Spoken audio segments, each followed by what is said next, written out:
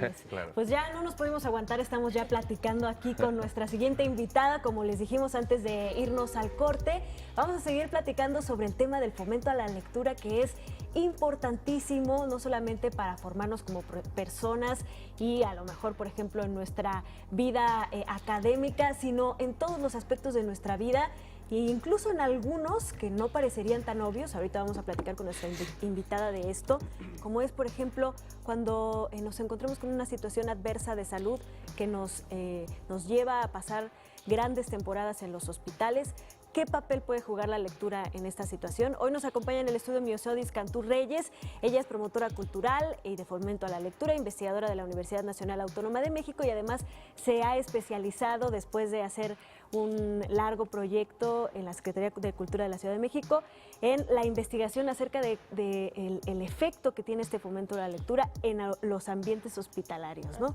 Bienvenida, Miosodis, muchas gracias por estar aquí. Gracias por acompañarnos nuevamente. Gracias, pues fue un proyecto de este programa que se impulsó en la Secretaría de Cultura, en donde se entrevistaron a varios promotores de lectura que trabajaron haciendo fomento a la lectura en los hospitales.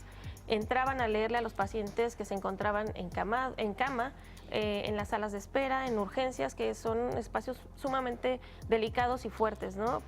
Nadie quiere estar en un hospital, claro, pero invariablemente a lo largo de nuestra vida, en algún momento todos vamos a estar en un hospital, ¿no? Entonces, o ya estuvimos. Desde el momento en que nacimos. Ojalá que no, y lo menos posible. Sí, claro. La pedagogía hospitalaria dice que tu vida es antes y después de estar en un hospital.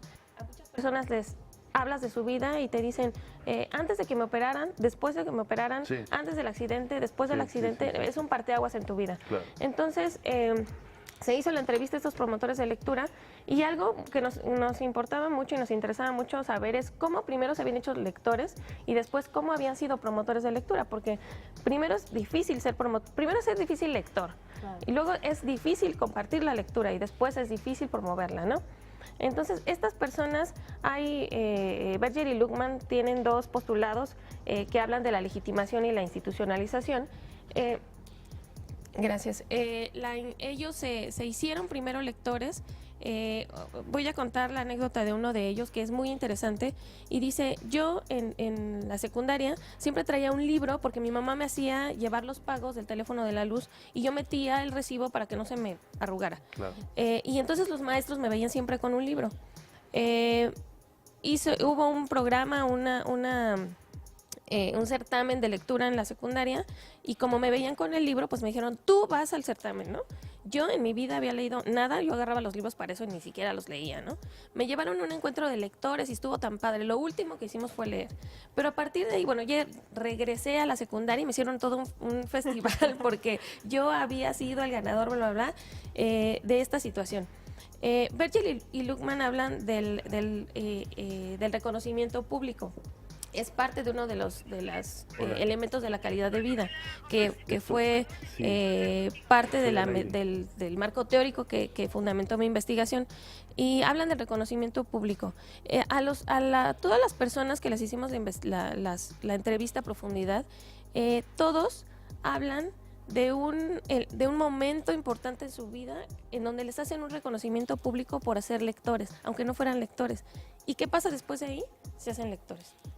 Entonces ahora me preguntan, oye, es que tengo un grupo de niños y les gusta la poesía o les gusta el cuento, haz un certamen de cuento. Haz un certamen de cuento, saca ganadores, saca primero, segundo, tercer lugar y 20 menciones honoríficas, que sus padres los vean, que los feliciten por leer y si no eran lectores, van a ser lectores. Entonces, ese es un elemento muy importante. La institucionalización primaria, de la que hablan Berger y Luckman, se da en casa. Los padres son los primeros, la familia, esta parte primaria con la que tú convives desde que eres niño, pero no legitima, no institucionaliza.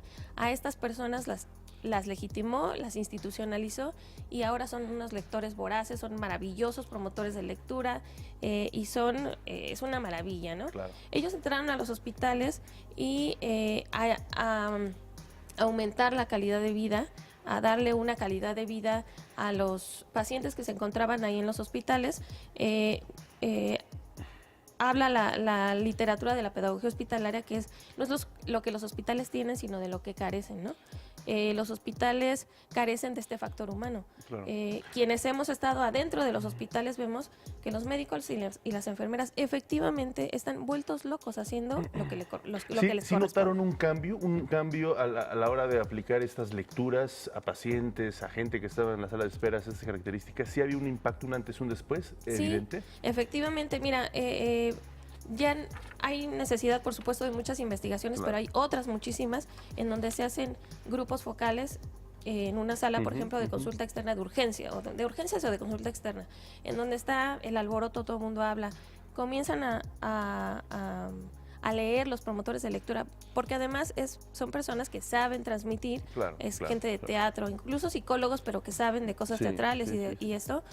Disminuyen el estrés, disminuyen la tensión, y cuando pasan a su consulta, sobre todo en consulta externa, los médicos nos referían, después de ya varios años del programa, que las personas pasaban y aprovechaban mucho más la consulta porque ya no pasaban estresados, angustiados, enojados por la tardanza de los hospitales, porque además este programa se llevó a cabo en los hospitales generales de la ciudad, que sabemos que tienen una demanda tremendísima, no solamente de la Ciudad de México, sino del interior de la República.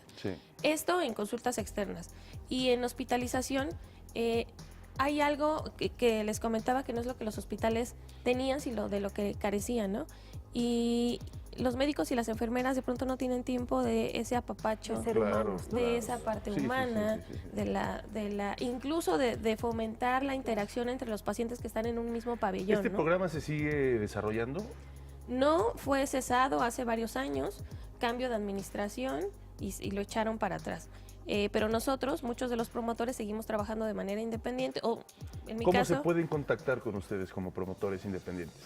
Bueno, mi nombre, mi soy Cantur Reyes, en mi Facebook. Ajá. Y hay un programa que es el Programa Nacional Salas de Lectura. Hay muchos programas que hacen fomento a la lectura, y el Programa Nacional Salas de Lectura tiene algunas personas que se interesan en entrar a los hospitales, pero hay una situación, no es fácil entrar en un hospital. Nosotros, cuando impulsamos este proyecto, entramos como el borras, ¿no?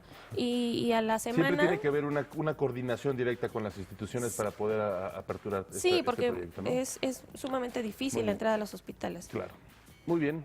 Pues muchísimas gracias por habernos compartido esta experiencia. Seguramente que tendremos otras oportunidades de profundizarla más. Te agradecemos mucho por haber estado con nosotros. Gracias. Gracias, muy amable, excelente, felicidades, y ojalá se retomen estas prácticas. Gracias.